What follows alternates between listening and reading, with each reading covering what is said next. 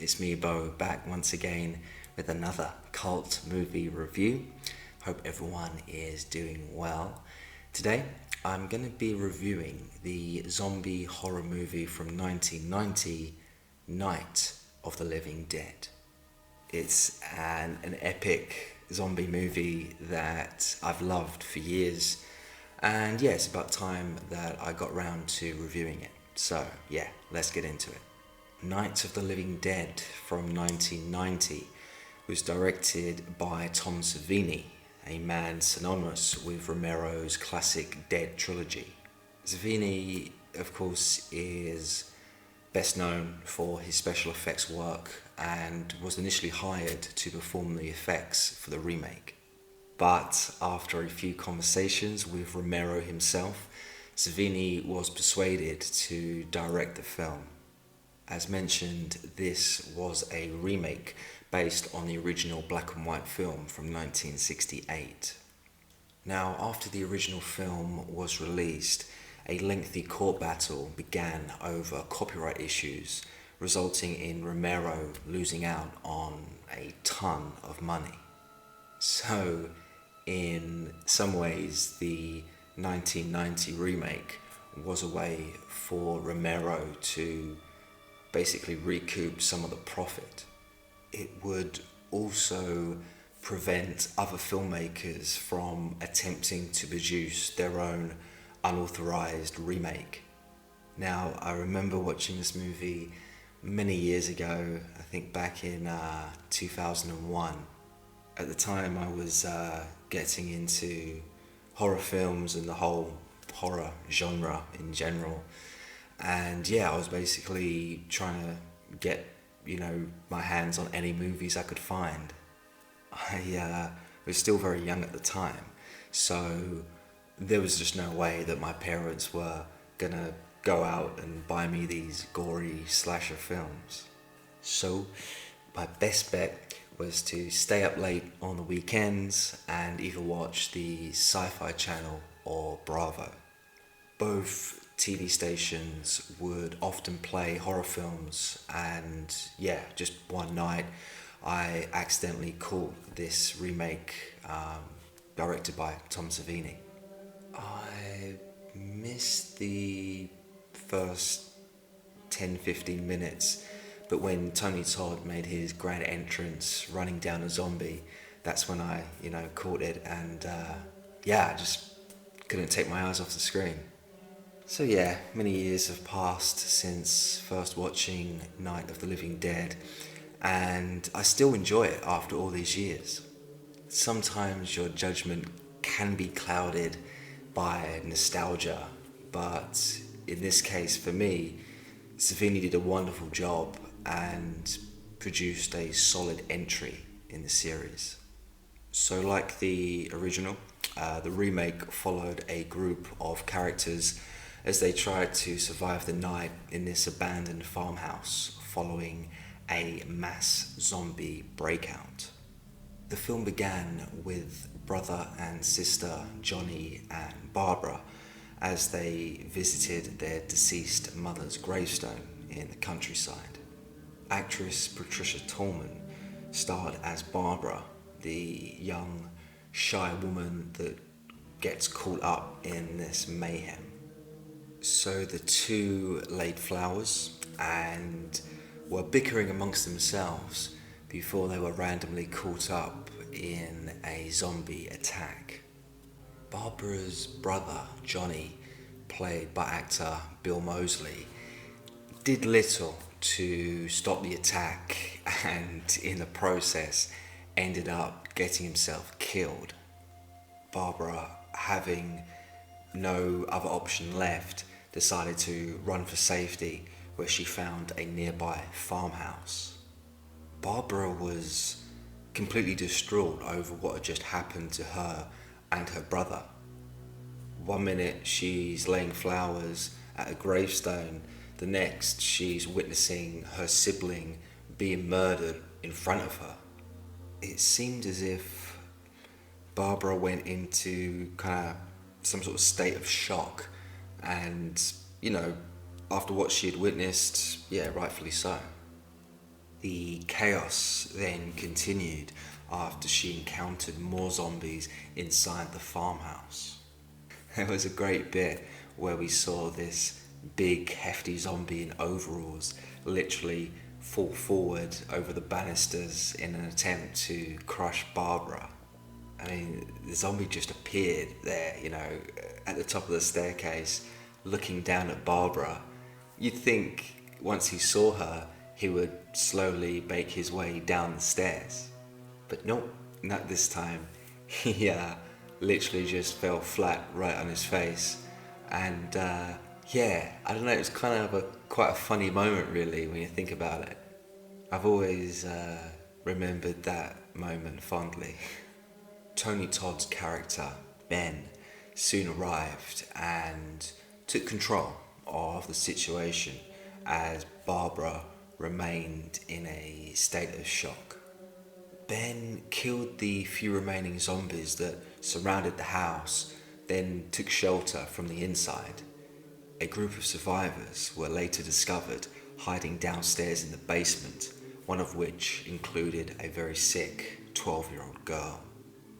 From there, we discovered more about the zombie outbreak that was affecting the whole of America as more and more zombies slowly headed towards the farmhouse. And as the time went on, the group became increasingly more divided over what they should do next. Ben wanted to fortify the house, blocking all the entry points and basically fending off the horde of zombies. All the while, businessman Harry Cooper, played by the late Tom Towless, wanted to continue hiding down in the basement with his dying daughter. One major difference we saw in the remake compared to the original was that the Barbara character evolved from a weak-minded woman to a tough, hardened survivor. I mean, in the original Night of the Living Dead, after the initial attack in the cemetery, Barbara remained in a state of shock for the rest of the movie, which heavily diminished her character. In the 1990 version, Barbara was able to overcome her trauma and went into survival mode, gunning down zombies left and right. She knew she needed to fight in order to give herself a chance at surviving. And actress Patricia Tallman showcased this transition perfectly on screen, coming off as more authentic rather than forced. She really got stuck into the role, and as a viewer, you believed that Barbara was more than capable of handling herself against the zombies. Her character went through some pretty hellish stuff, but those experiences only made her stronger and almost downright ruthless at the end. Tallman brought some true emotional weight and depth to the role, the complete opposite to what we saw with the Barbara character in the original 1968 movie. I wasn't too aware of Patricia Tallman before I saw this movie, but it was a great performance, and I am surprised that she didn't go on to bigger and better films. When it comes to the Ben character, Tony Todd truly excelled as a man caught up in the chaos, trying to make sense of it all. Of course, Todd is best remembered for his role as the Candyman, but for me personally, this is my favourite performance of his. The Candyman was an evil guy, he was the bad guy. But with Ben, he was the opposite. He was a good man, just trying to help others. When you think about it, Todd showcased a wide range of emotions, from hope to fear to sadness to anger. It really was an earnest performance by Tony Todd, who ultimately elevated the film's quality. I also really like the animosity and hatred between Ben and the Harry Cooper character. So while the zombies were encroaching on the house and becoming a major threat to everyone, these two guys couldn't help but start bickering and arguing over what to do next, which ultimately endangered everyone. Yeah, I mean, you really got a sense that these guys hated each other. And, it was an interesting aspect to the story that kept things fresh and engaging. If you think about it, if you had the whole group agree and get along, it would kind of make the story very boring. Besides the zombies, you needed that additional subplot. You needed that additional threat coming from the inside to drive the narrative forward. And we got that with Ben continuously fighting with Cooper. Now, unlike the original 1968 movie, this 1990 remake was filmed in colour. So this time around, the zombies that we saw had more visible makeup effects that looked way more realistic. The yellowish skin and the dark bruising, all the extra details that presented the zombies like actual reanimated corpses. This was a vastly superior update, and with Tom Savini at the helm, it was obvious that the effects were going to be handled very carefully. It makes me think, what if Hollywood decided to go ahead and remake Night of the Living Dead once again for the Gen Z audience? You just know that the zombies would all be CGI, and yeah, it would look like a cutscene from a video game. Yeah, it's also worth noting that the zombies in this version were way more violent and sinister. The zombies also had their own unique characteristics, which set them apart from each other. Yeah, I like the fact that we got some real distinctive standout zombies in this movie. It was refreshing, and it also fell in line with the previous George A. Romero sequels, such as Bubba from Day of the Dead.